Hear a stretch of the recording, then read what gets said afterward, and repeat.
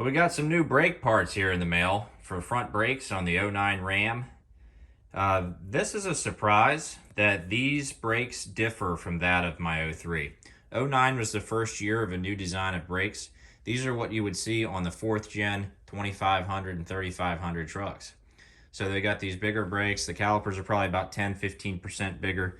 The pads are probably about 20% bigger. Different brackets there. It uses those small square brackets. So what all do we have here? I definitely wanted to get good quality stuff. We have a Raybestos caliper. It's coated in zinc for corrosion resistance. Another fun thing about this caliper is it's got 2 different valves, so you could probably install it upside down and still be able to bleed the brakes. So it could be interchangeable between the driver's side and passenger side. I think that's what I'm seeing there. These pads are Power Stop Extreme towing pads, and they are ceramic. So I've been a big fan of ceramic pads, so I'm sticking with those. I'm not sure really what's on the truck right now. This is the first brake job I've done on that truck. We've got some Prestone brake fluid. I've actually got some .4 in the mail, a few bottles of it. We're going to primarily use .4, but I'm going to flush the brake lines out with some .3 first and get some clean fluid in there before I even start anything else. And then if we come over here, we have some Raybestos performance rotors with the S slots on them. So this is really interesting. I never thought I'd ever go with slotted rotors. I've never found it to be necessary, but I am looking to get better performance. You know, my '03 actually does better when it comes to braking than my '09 does, unless I have the exhaust brake on the '09. And that's ridiculous considering that these brakes are that much bigger. So we have our S-shape slots. We also have a anti-corrosion coating on here as well, which is nice. Helps avoid rust, helps avoid getting your rotors stuck on your hubs. Probably not too much of an issue for me down here in the South, but if you live where they salt the roads, that coating could be nice. So all in all, we got a bunch of big upgrades here. Well, we are about to go out and do the brake job, and it is probably the coldest day in about 3 years. And so we're gonna need some coffee out there. A little dark roast. Keep us warm. Okay, first lesson learned. We need a 24mm or a 1-inch socket. So I went to the store, I got a 6-sided one for the caliper bracket bolts. It's a good thing I checked that before I started tearing things down.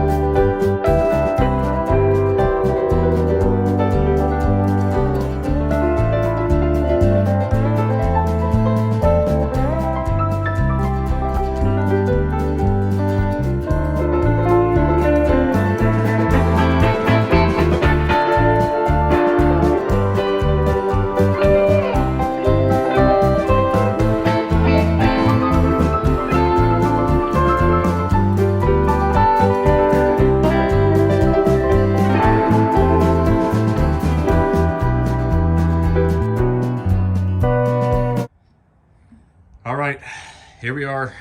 Looks like we're done on this side. This is a good looking setup here.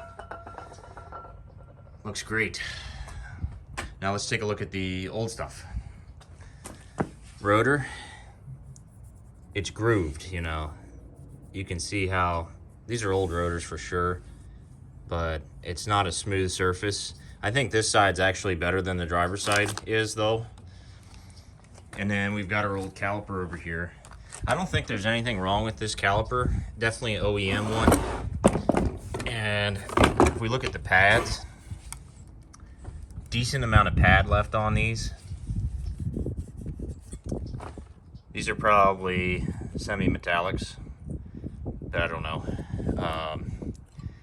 Thing is, these pads can just get really old on trucks that have exhaust brakes, and they can actually just fall apart eventually. They go through enough hot cold cycles, that may happen. I've heard a couple stories, but they're actually not in that bad a shape. Better than I thought I was going to see. All right, while I'm on the driver's side, thought I'd do a clip explaining some of the things that you saw in a time lapse while I was on the passenger side. So, first struggle I had on this truck was with these large caliper bracket bolts. The torque spec on these, and it does look like there may have been some thread locker on this or something at some point, but 275 foot-pounds. That's a whole lot of torque on these, so it's difficult to brake, and breaker bar with the extension here is what I had to use, and I had to pretty much put my whole weight on it. Another thing is this 24 millimeter, while it's convenient that I bought it for the ratchet and the breaker bar, this tire iron is also same size. So I was actually putting my lug nuts back on with the breaker bar instead of this while I was over there. So it wasn't entirely necessary to get that socket. What else do we have here? Another important note for those caliper bracket bolts, I like to put a little Loctite on. I don't know that I got it all the way down to 275 foot-pounds. Even my torque wrench doesn't go that high. So I got it pretty close, you know, roughly about the same force it took me to break them loose. And then I also had that blue Loctite on there. I'm not having any problems getting things off the truck. This is a Southern truck, so we're not having stuck rotors or anything, which is good. Hardest part was actually breaking those loose. All right, driver's side is done.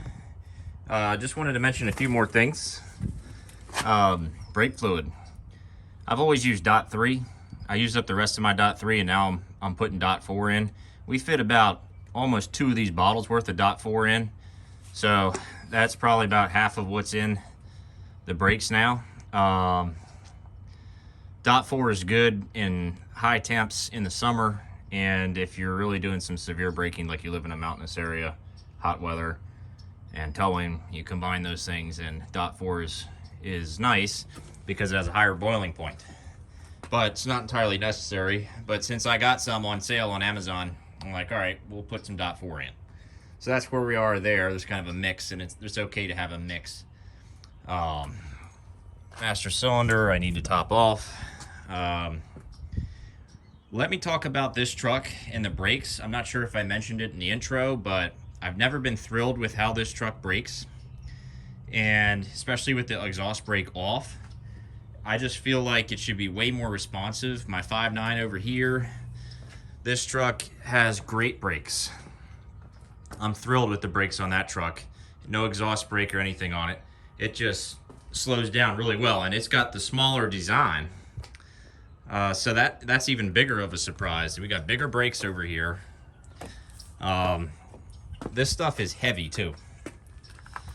But I'm going to do a test drive and first impressions and let you know if this actually helped. I think we got the best stuff that we could have gotten, so I'm looking forward to trying it out. Now, I just mentioned how heavy this stuff is.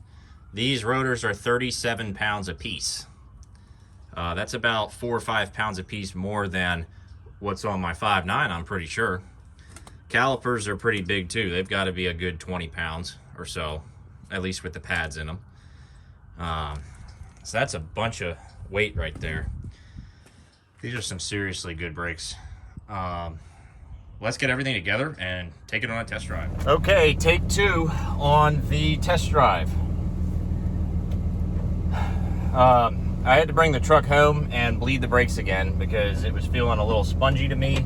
It still worked, but I just wanted to cross all T's and dot all I's and rule that out. These brakes do need to break in though, but let's get it out on the road now and do a little test drive with it. We put another 12 ounces of brake fluid through, and it almost came out clear through that passenger's caliper now. I was originally going to do a full-blown, oh yeah, this is really good. I was going to do a full-blown flush of all the fluid in there, including through the rear calipers, but I was just like, in the interest of time, I just basically refreshed it. But I'm telling you, we put probably maybe about, my approximation, 40 ounces. That's what I'm saying. It's going to be more than one of those 32-ounce bottles worth of fluid we put in, which pretty much replaced the entire master cylinder and pretty much all the fluid that was in the front brake lines. So most of it got replaced today. And that was another good performance by the brakes. We're going to try and get up to a higher speed here. See if we can go 50 to 0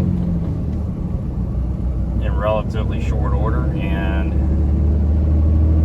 see how it does.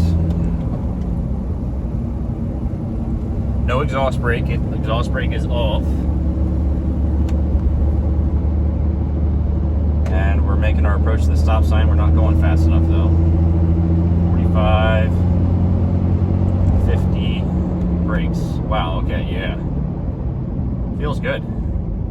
The pedal is a lot more firm than it was on my first test drive.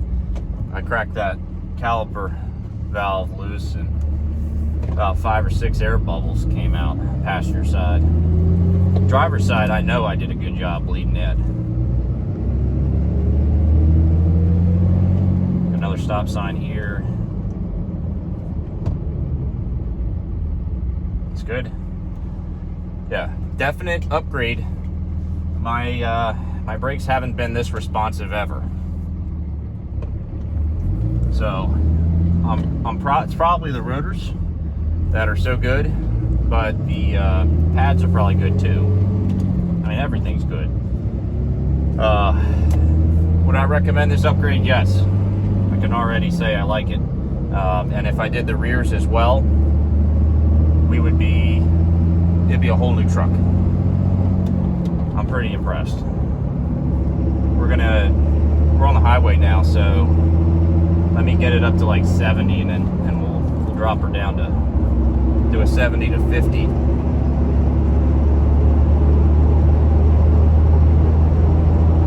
Hang on 1 second, we're on our way.